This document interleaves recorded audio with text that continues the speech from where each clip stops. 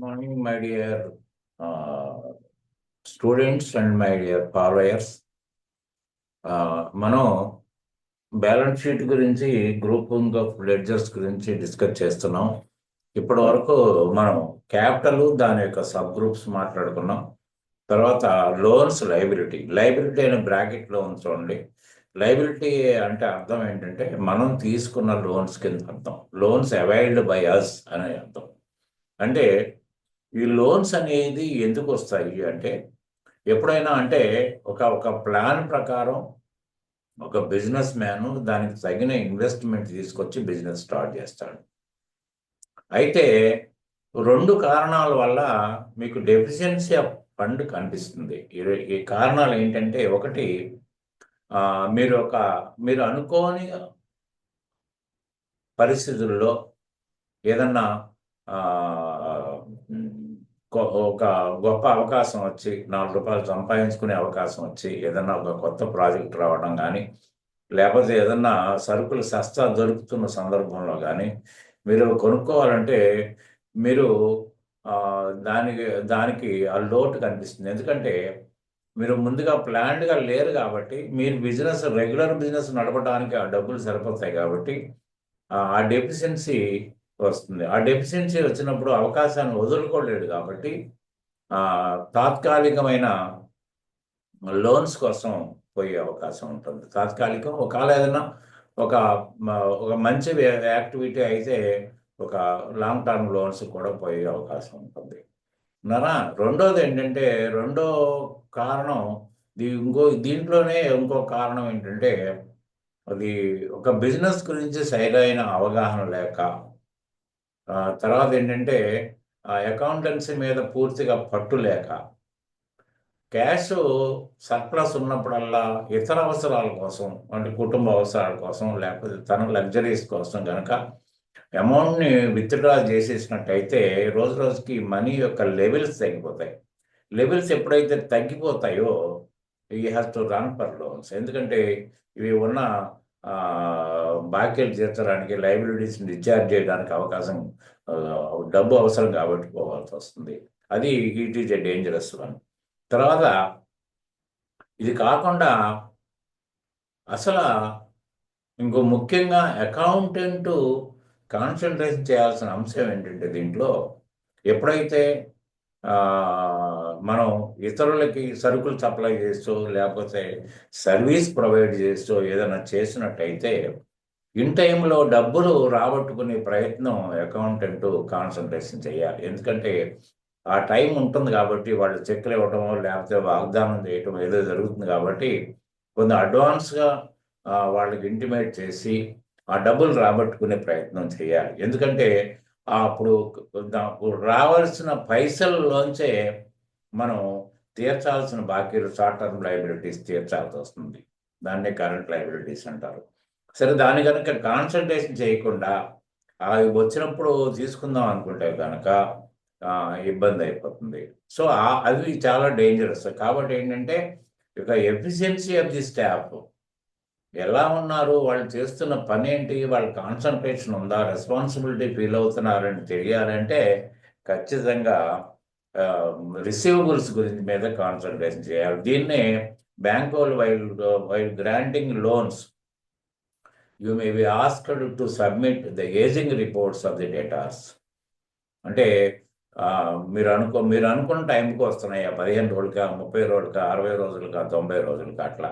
ఎందుకంటే అది ఎందుకు అవసరం వాళ్ళకి, మన బాకీల గురించి వాళ్ళకేం అవసరం అంటే రేపటి రోజున దాంతో వాళ్ళు డిసైడ్ చేసేది ఏంటంటే అసలు మీకు రావాల్సిన బాకీల మీదే మీకు కాన్సన్ట్రేషన్ లేదు, వసూలు చేసుకోలేకపోతున్నారు, ఇక మా సంగతి ఏం చూసుకుంటారు అనే ఆలోచనకి వాళ్ళు వస్తారు. కాబట్టి ఏంటంటే మీకు లోన్ గ్రాంట్ చేసేటప్పుడు రకరకాల ఆంక్షలు పెట్టే అవకాశం కూడా ఉంటుంది. సో సరే, ఒకవేళ ఈ డెఫిసిట్లు వస్తే ఫస్ట్ ఆఫ్ ఆల్ ఏం చేస్తారంటే ఫ్యామిలీ మెంబర్స్ని టచ్ చేస్తారు. ఫ్యామిలీ మెంబర్స్ని టచ్ చేసి వాళ్ళ దగ్గర నుంచి తీసుకోవటం, ఫ్రెండ్స్ దగ్గర నుంచి, రిలేటివ్స్ దగ్గర నుంచి తీసుకోవటం, ప్రైవేట్ ఫైనాన్స్ నుంచి పోవటం, లేదా వెహికల్ కానీ ఏదన్నా కొనుక్కుంటే టర్మ్ లోన్స్ తీసుకోవడం. అంటే ఈఎంఐ బేస్డ్ టర్మ్ లోన్ అంటే టెన్యూర్ అంటే ఒక డ్యూరేషన్ ఉంటుంది, 12 నెలల 18 నెలల 36 నెలల అని అలా ఉంటుంది. కాబట్టి ఒక డ్యూరేషన్కి లోబడి తీసుకోవడం. తర్వాత ఏంటంటే కాంట్రాక్ట్ విషయంలో కాంట్రాక్ట్ అగ్రిమెంట్ అప్పుడు మొబిలైజేషన్ అడ్వాన్స్ ఇస్తారు. మొబిలైజేషన్ అడ్వాన్స్ అంటే మీకు త్వరితగతిన మీరు పని స్టార్ట్ చేసి ముగించడానికి అవకాశం కల్పిస్తారన్నమాట. దానికి ఏ విధమైన సెక్యూరిటీ మనం ఆఫర్ చేయాల్సిన అవసరం లేదు, వాళ్ళు ఇస్తారు. దాంతో ఏంటంటే ఒక 5 ఇన్స్టాల్మెంట్స్లో మీకు బిల్ ఇచ్చిన ప్రతిసారి వాళ్ళు ఒక 20% కట్ చేసేసుకుంటారు విత్ సింపుల్ ఇంట్రెస్ట్. సో అది మొబిలైజేషన్ అడ్వాన్స్ అనేది మీకు కొత్త పదం, అది కాంట్రాక్ట్స్లో వస్తుంది. సో ఆ విధంగా ఫ్రెండ్స్ నుంచి, రిలేటివ్స్ నుంచి, తర్వాత పార్ట్నర్స్ దగ్గర నుంచి ఇవన్నీ కూడా మనకి లోన్స్గా వస్తాయి, అన్సెక్యూర్డ్ లోన్స్. తర్వాత సెక్యూర్డ్ లోన్స్. సెక్యూర్డ్ లోన్స్ అంటే ఏదన్నా ఇప్పుడు అన్సెక్యూర్డ్ లోన్స్ అంటే వితౌట్ గివింగ్ ఎనీ సెక్యూరిటీ. మనం సెక్యూరిటీ ఏ విధంగా ఫర్నిష్ చేయకుండా మనం లోన్ తీసుకోవటం. సెక్యూర్డ్ లోన్స్ అంటే just opposite, giving some security against the loan. కాబట్టి దానికి ఏంటంటే మీకు బ్యాంక్ లోన్స్ తీసుకున్నప్పుడు, కాంట్రాక్టర్గా ఉన్నప్పుడు కానీ, లేదా మ్యానుఫ్యాక్చరర్గా ఉన్నప్పుడు కానీ, మీకు మీరు ఏదైనా లోన్ తీసుకున్నట్టయితే ముందుగా మీరు చేయాల్సింది ఏంటంటే ఒక 3 సంవత్సరాల profit and loss account, balance sheet ఇవ్వాలి. దాంతో ఏంటంటే మీ యొక్క స్థితిగతులు అర్థమైపోతాయి, మీ యొక్క ఫైనాన్షియల్ స్టేటస్ కానీ, తర్వాత మీ యొక్క బిజినెస్ యొక్క, మీ యాక్టివిటీ యొక్క లాభ నష్టాలు కానీ అర్థమవుతాయి. కాబట్టి దాని మీద బేస్ చేసుకుంటారు. దాంతోపాటు మీరు సెక్యూరిటీ కూడా ఇవ్వాల్సి వస్తుంది. ఈ సెక్యూరిటీ ఎలా ఉంటుందంటే మీకు ల్యాండ్ మార్కెట్ చేయడం అంటే తాకట్టు పెట్టడం, తర్వాత బంగారం కానీ ఇవన్నీ తాకట్టు పెట్టి లాంగ్ టర్మ్ లోన్స్ ఉంటాయి. ఈ లాంగ్ టర్మ్ లోన్స్ తోటి ఏముంటుందంటే మీకు మీకు పెద్ద అమౌంట్ ఉంటుంది కాబట్టి మీకు తక్కువ వడ్డీ రేట్ కూడా ఉంటుంది. తర్వాత కూడా ఇంకొకటి ఏంటంటే అన్సెక్యూర్డ్కి సెక్యూర్డ్కి లోన్స్ ఏంటంటే అన్సెక్యూర్డ్ ఏమో షార్ట్ టర్మ్ లోన్స్ అవుతుంది, సెక్యూర్డ్ లోన్స్ ఏమో లాంగ్ టర్మ్ లోన్స్ అవుతుంది. అన్సెక్యూర్డ్లో రేట్ ఆఫ్ ఇంట్రెస్ట్ ఎక్కువ ఉంటుంది, తర్వాత ఏ విధమైన సెక్యూరిటీ లేదు. కాబట్టి సెక్యూర్డ్ లోన్స్లో రేట్ ఆఫ్ ఇంట్రెస్ట్ తక్కువ ఉంటుంది. తర్వాత ఏంటంటే సెక్యూర్డ్ లోన్స్లో కూడా, అన్సెక్యూర్డ్ లోన్స్లో కూడా మొత్తం మీరు లోన్ అమౌంట్ ఒకటేసారి డిస్బర్స్మెంట్ అవుతుంది. కాబట్టి ఏంటంటే మొత్తం మీద లోన్ మొత్తం మీద మీకు వడ్డీ అనేది ఇంపోజ్ అయిపోతుంది. సో సెక్యూర్డ్ లోన్స్ అనేటప్పటికి long term loans by pledging your immovable properties or bonds, ఇవి సెక్యూర్డ్ లోన్స్. తర్వాత మన బ్యాంక్ లోన్స్ ఉంటాయి. ఈ బ్యాంక్ లోన్స్ ఏంటంటే బ్యాంక్ ఓడిఆర్, ఓసీసీ అంటాం. ఓడి అంటే ఓవర్ డ్రాఫ్ట్, ఓసీసీ అంటే ఓపెన్ క్యాష్ క్రెడిట్, జనరల్గా మనం సీసీ అకౌంట్ అంటాం. ఇది ఎక్కడ ఉంటుందంటే మీకు ఓడి అకౌంట్ అంటే ఎవరైనా తీసుకోవచ్చు, మీరైనా నేను ఎవరైనా తీసుకోవచ్చు. మన దానికి కూడా ఒక సెక్యూరిటీ ఇవ్వాల్సిందే. మీ దగ్గర ఉన్న బాండ్స్ కానీ ఏదైనా పెడితే దాని మీద 75% నుంచి 90% వరకు మీకు లోన్ ఇస్తారు.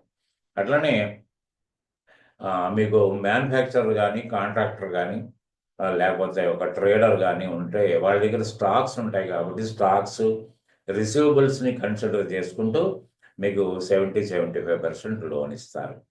దీంట్లో ఉన్న మీకు బ్యాంక్ లోన్స్ తోటి ఉన్నది ఏంటంటే మీరు ఎంతైతే అమౌంట్ యూటిలైజ్ చేసుకుంటారో, ఏంటంటే శాంక్షన్ లిమిట్ ఉంటుంది, డ్రాయింగ్ పవర్ అంటారు దాన్ని. శాంక్షన్ లిమిట్లో మీరు ఎంతైతే వాడుకుంటారో, సపోజ్ 10 లక్షల శాంక్షన్ లిమిట్ ఉందనుకోండి, మీరు 10 లక్షలు ఒకటేసారి డ్రా చేసుకుంటే 10 లక్షల మీద వడ్డీ క్యాలిక్యులేట్ చేస్తారు.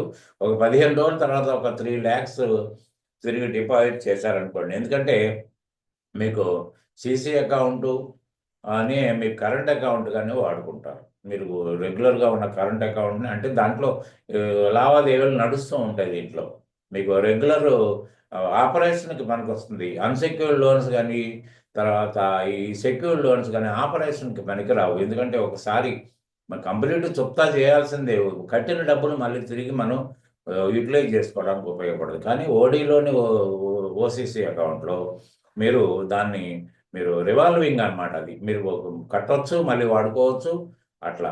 సో కాబట్టి ఏంటంటే దీంట్లో ఎంత వాడుకుంటే అంత వడ్డీ. ఇప్పుడు 10 లక్షల లోన్ తీసుకుని వెళ్ళి 15 రోజులు పెట్టుకుంటే 15 రోజుల తర్వాత 15 రోజులకి వడ్డీ ఎత్తాడు. తర్వాత ఒక 3 లక్షలు కట్టారనుకోండి, అక్కడి నుంచి 7 లక్షలకి పడుతూ ఉంది. అంటే అమౌంట్ యూటిలైజ్డ్ పార్ట్ మీద మాత్రమే మీకు ఇంట్రెస్ట్ పడుతుంది, అంతకు మించి మీకు ఇంట్రెస్ట్ పడదు. సో ఇది ఒక కాంట్రాక్టు లేకపోతే మ్యానుఫ్యాక్చరరు లేకపోతే ట్రేడర్కి ఈ లోన్స్ ఇవ్వడం జరుగుతుంది. సో దీని తర్వాత సెక్యూర్డ్ లోన్స్ అయిపోయిన తర్వాత థర్డ్ వన్, ఎందుకంటే మీకు లైబిలిటీ సైడ్ మూడే ఉంటాయండి. మూడాటిలో ఒకటి క్యాపిటల్, రెండోదేమో లోన్స్ లైబిలిటీ, మూడోదేమో కరెంట్ లైబిలిటీ. కరెంట్ లైబిలిటీ అంటే a liability and obligation within an accounting period. అంటే ఒక అకౌంటింగ్ పీరియడ్ అంటే 12 మంత్స్. ఈ 12 మంత్స్ లోపు మీ యొక్క ఆబ్లిగేషన్స్ అన్నమాట. 12 మంత్స్ లోపు మీకు మీ ఆబ్లిగేషన్స్ రివాల్వ్ అవుతూ ఉంటాయి. ఎందుకంటే ఏదైనా సరుకులు తీసుకున్నారనుకోండి అరువుకి, దాంట్లో కొంత భాగం ఇచ్చి మళ్ళీ తీసుకుంటే కొంత భాగం ఇవ్వగానే తగ్గుద్ది, మళ్ళీ తీసుకోగానే మళ్ళీ పెరుగుద్ది. అట్లా ఆ విధంగా revolving obligations during the year. కాబట్టి కరెంట్ లయబిలిటీస్ అనేది కంపల్సరీగా ప్రతి బిజినెస్లో ఉంటుందండి. అది మ్యానుఫ్యాక్చరింగ్ కానివ్వండి, సర్వీస్ ఇండస్ట్రీ కానివ్వండి, తర్వాత రిటైల్ ట్రేడింగ్ బిజినెస్ కానివ్వండి, కాంట్రాక్టింగ్ ఏదైనా సరే కరెంట్ లయబిలిటీస్ లేకుండా ఉండదు. కరెంట్ లయబిలిటీస్లో కూడా మీకు 4 సబ్ గ్రూపులుగా ఉంటాయండి. ఒకటి డ్యూటీస్ అండ్ ట్యాక్సెస్, రెండోది ప్రావిజన్స్, మూడోది మీకు సన్రీ క్రెడిటార్స్, నాలుగోది మళ్ళీ కరెంట్ లయబిలిటీస్. కరెంట్ లయబిలిటీస్ని మీకు కావాలంటే వేరే గ్రూపులు క్రియేట్ చేసుకోవచ్చు. కావాలంటే అన్ని ఏం మార్చుకుందాం అనుకుంటే మీకు outstanding payments or charges payable అనేది మీరు క్రియేట్ చేసుకోవచ్చు. సో దీంట్లో మెయిన్గా డ్యూటీస్ అండ్ ట్యాక్సెస్, డ్యూటీ అన్నా ట్యాక్స్ అన్నా కూడా ట్యాక్స్ కిందే లెక్క. దీంట్లో ఏంటంటే గవర్నమెంట్ మీ ద్వారా అంటే వ్యాపారి ద్వారా మీ కస్టమర్స్ దగ్గర నుంచి కొంత మేరకు సర్వీసెస్ మీద కానీ, తర్వాత గూడ్స్ సప్లై మీద కానీ మీ దగ్గర డబ్బులు మీ ద్వారా వసూలు చేసి వాళ్ళు రెమిట్ చేయించుకుంటారు. ఎందుకు అలా వసూలు చేయడం జరుగుతుందంటే మనకి ఎంత డబ్బులు అవసరమో, మన వ్యాపారానికి వ్యవహారానికి ఎంత డబ్బులు అవసరమో అట్లనే గవర్నమెంట్కి కూడా అంతే అవసరాలు ఉంటాయి. వాళ్ళు కూడా శాలరీస్ ఇవ్వాలి, ఇతర వెల్ఫేర్ యాక్టివిటీస్ చేయాలి, అన్నీ చేయాలి. కాబట్టి ఏంటంటే ప్రతి నెల మీ ద్వారా ఇన్కమ్ ట్యాక్స్ కానివ్వండి, జిఎస్టీ కానివ్వండి, ఇవన్నీ కూడా గవర్నమెంట్ వసూలు చేస్తుంది. వసూలు చేసి దాన్ని నెక్స్ట్ మంత్ కట్టమని చెప్తారు. అయితే దీంట్లో ఉన్నది ఏంటంటే మీ డ్యూటీ ఏంటి, మీరు నిర్దేశించిన షెడ్యూల్ ఉంటుంది. షెడ్యూల్లో రేట్స్ ఉంటాయి. 1% నుంచి 30% దాకా ఉంటుంది. ఆ విధంగా మీరు ఆ రేట్లు నిర్ణయించిన రేట్ల ప్రకారం మీరు వసూలు చేసి గవర్నమెంట్కి రెమిట్ చేయాల్సిన అవసరం ఉంటుంది. అయితే ఏమవుతుందంటే దీంట్లో ఉన్న ఒక క్లాజ్ ఏంటంటే you are not allowed to consume anything from the collection or deduction. అంటే డిడక్షన్ అనేది ఎక్కడ ఉంటుందంటే మీరు ఎక్కడైతే సర్వీస్ కోసం పేమెంట్ చేస్తారో, అది శాలరీస్ కానివ్వండి, ఇంట్రెస్ట్ కానివ్వండి, రెంట్ కానివ్వండి, బ్రోకరేజ్ కానివ్వండి, కమిషన్ కానివ్వండి, ఏదైనా సరే మీరు తీసుకున్న సర్వీస్ని మీరు పే చేసేటప్పుడు మీరు డిడక్ట్ చేసుకుని మిగతా డబ్బులు ఇవ్వాలి. ఆ డిడక్షన్ చేసిన అమౌంట్ గవర్నమెంట్ కట్టాలి. అట్లనే టీసీఎస్ అంటే ట్యాక్స్ కలెక్టెడ్ సోర్స్. అంటే మనం ఏదైనా సర్వీస్ చేసినప్పుడు కానీ, లేకపోతే ఏదైనా గూడ్స్ అమ్మినప్పుడు కానీ మనం ట్యాక్స్ షెడ్యూల్ రేట్ ప్రకారం కలెక్ట్ చేసి గవర్నమెంట్ కట్టాలి. So both are payable to the government.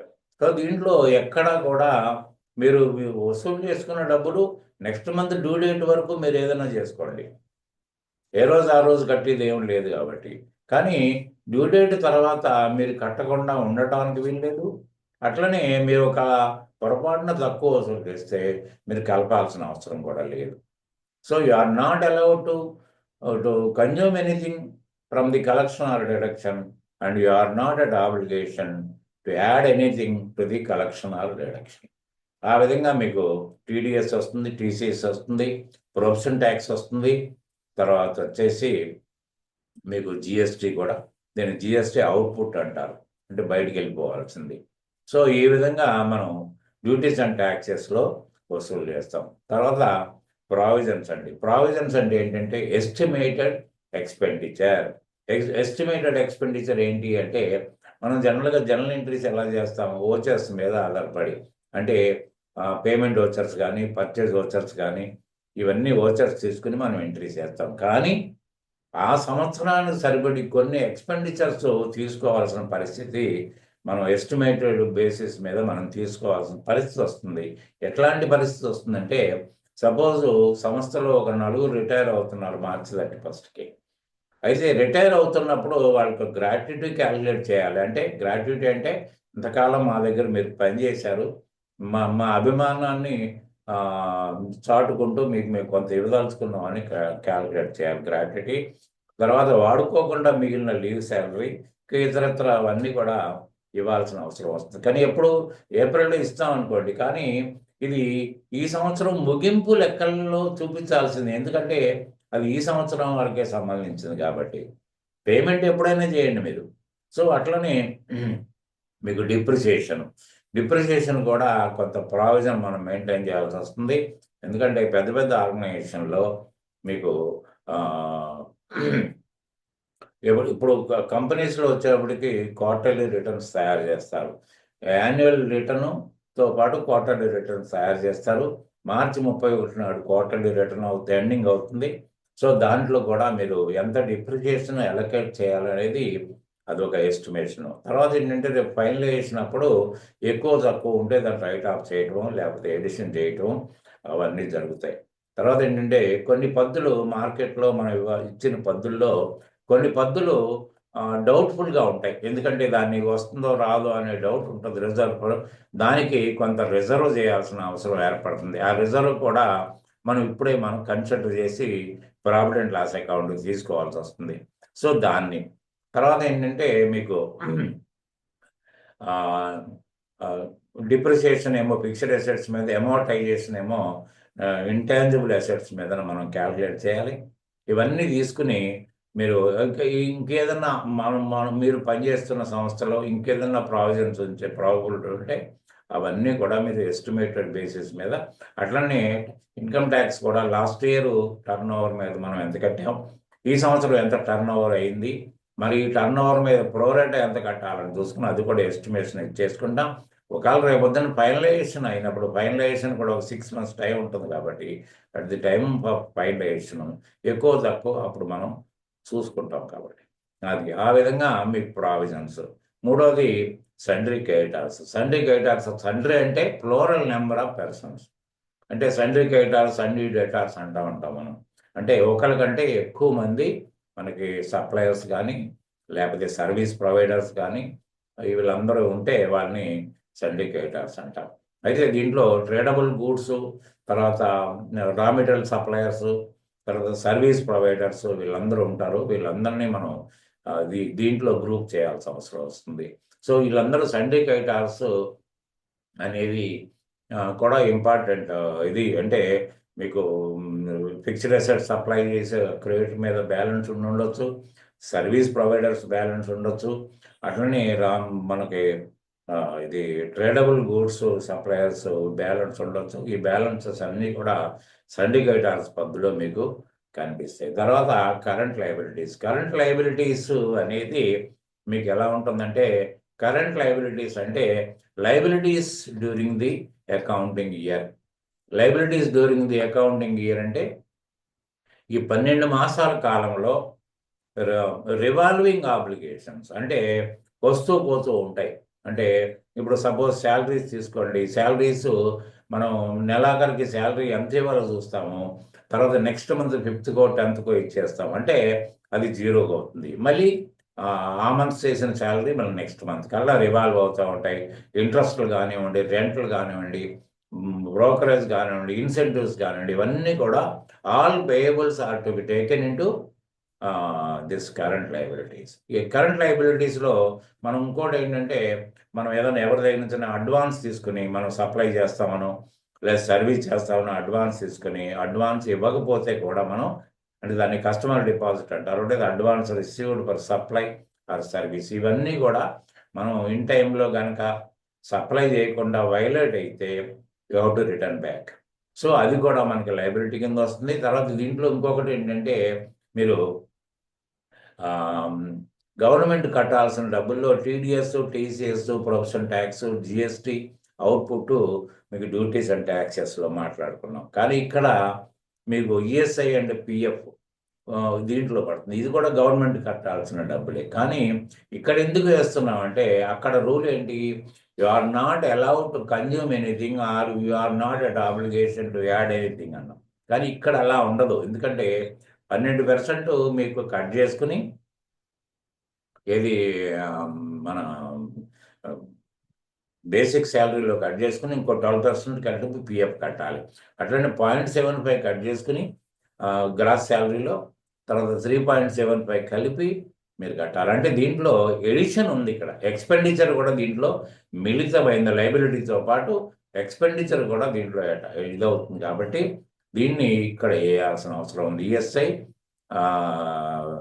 ESI payable and ESI PF payable, ఇవన్నీ కూడా దీంట్లోకి వస్తాయి. తర్వాత ఆల్ దిస్ బోనసెస్ కానివ్వండి, ఇన్సెంటివ్స్ కానివ్వండి, బ్రోకరేజ్ కానివ్వండి, తర్వాత కమిషన్ కానివ్వండి, శాలరీస్ కానివ్వండి, రెంట్ కానివ్వండి, ఇవన్నీ కూడా whatever the amount payable at the year end or month end are to be taken under current liabilities. అంటే ఈ కరెంట్ లైబిలిటీస్ అన్ని revolving obligations of the organisations. ఇవి లేకుండా ఎక్కడా కూడా ఏ ఆర్గనైజేషన్ ఎటువంటి కేటగిరీదైనా కానివ్వండి, ఖచ్చితంగా కరెంట్ లైబిలిటీస్ లేకుండా మీకు ఎక్కడా కూడా ఉండదు. సో దీంతో ఏంటంటే మనకి లైబిలిటీస్ సైడ్ వచ్చేప్పటికంటే లైబిలిటీస్ అంటే source of funds received by the organisation and in the form of cash or in the form of goods or in the form of service. ఈ 3 రకాలుగా మీకు ఫండ్స్ వస్తాయి. మరి ఈ ఫండ్స్ ఎందుకు వచ్చినట్టు అంటే ఎప్పుడైనా కూడా అవసరార్థమే మనం ఫండ్ అవైల్ చేసుకుంటాం. మనం మామూలుగా స్వతహాగా కూడా మన అవసరం ఉంటేనే జేబులో డబ్బులు పెట్టుకుని వెళ్తాం, ఖర్చు పెట్టుకోవాలి కాబట్టి. లేకపోతే ఎందుకు పెట్టుకుంటాం, మనం పెట్టుకుని వెళ్ళాం కదా. అట్లనే బిజినెస్లో కూడా అవసరార్థానికి మనం డబ్బులు పెట్టుకుంటాం. ఆ అవసరాలు ఏంటి అంటే మనం వచ్చిన డబ్బులు ఏ విధంగా ఏ రూపంలో మనకు ఇప్పుడు కనిపిస్తున్నాయి. ఎందుకంటే వచ్చిన డబ్బులు తిరిగి మళ్ళీ ఇవ్వాల్సిందే. ఆర్గనైజేషన్ యొక్క లైబిలిటీ ఏంటంటే ఏదైతే డబ్బుల్ని మనం తీసుకున్నామో ఆ డబ్బులు ఖచ్చితంగా మనం తిరిగి చెల్లించాల్సిన పరిస్థితి ఉంది. కాబట్టి ఖచ్చితంగా అవి ఏ రూపంలో ఉన్నాయి అనేది మనం చెప్పాలి. దాన్నే అసెట్స్ అంటాం. అసెట్స్ అంటే ఇంకోటి ఏంటంటే అక్కడేమో సోర్సెస్ ఆఫ్ ఫండ్స్ అన్నాం, ఇక్కడ యూటిలైజేషన్ ఆఫ్ ఫండ్స్ అంటే ఫండ్స్ యొక్క వినియోగం ఏ విధంగా వినియోగం అయిందనేది మనం డీటెయిల్డ్గా దీంట్లో ముచ్చరించుకోవాల్సిన అవసరం వస్తుంది. నెక్స్ట్ వీడియోలో వాటి గురించి మనం పూర్తిగా మాట్లాడుకుందాం. Till that moment I'm taking leave. ఇంకోటి ఏంటంటే దీంట్లో పీడిఎఫ్ నోట్స్ కావాలంటే మీరు వాట్సాప్ రిక్వెస్ట్ పెట్టండి. మీరు కామెంట్లో రాసినా మీకు వాట్సాప్ నెంబర్ లేదని నేను పంపలేను. కాబట్టి వాట్సాప్ రిక్వెస్ట్ పెట్టండి. తర్వాత అట్లనే సబ్స్క్రైబ్ చేయండి.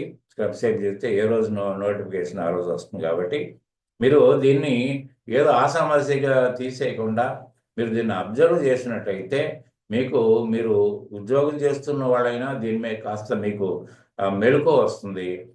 లేకపోతే ట్రైనింగ్ అవుతున్న వాళ్ళైనా లేదా ఉద్యోగ ప్రయత్నాల్లో ఉన్నా కూడా ఇది మీకు చాలా హెల్ప్ అవుతుంది. ఈ నోట్స్ కూడా బ్రీఫ్గా ఉన్నా కూడా మీకు చాలా చాలా ఉపయోగపడుతుంది. కాబట్టి ఏంటంటే కాస్త శ్రద్ధ వహిస్తే అది మీకే అడ్వాంటేజ్. నేను ఓపికగా మీకు చెప్పేది ఎందుకంటే ఆ అడ్వాంటేజ్ మీరు పొందాలని, అంతే తప్ప దీంట్లో నేను ఏం ఆశించి మీకు ఇంత పెద్ద నోట్స్ గురించి ఎక్కడ ఏ ఇన్స్టిట్యూట్స్లో కూడా గ్రూపింగ్ ఆఫ్ లెడ్జర్స్ గురించి కామెంట్ ఉండదు, ఎక్కడ డిస్కస్ చేయరు. మీరు ఎక్కడైనా వెరిఫై చేసుకోవచ్చు. So I'm taking leave from this video. Very good day.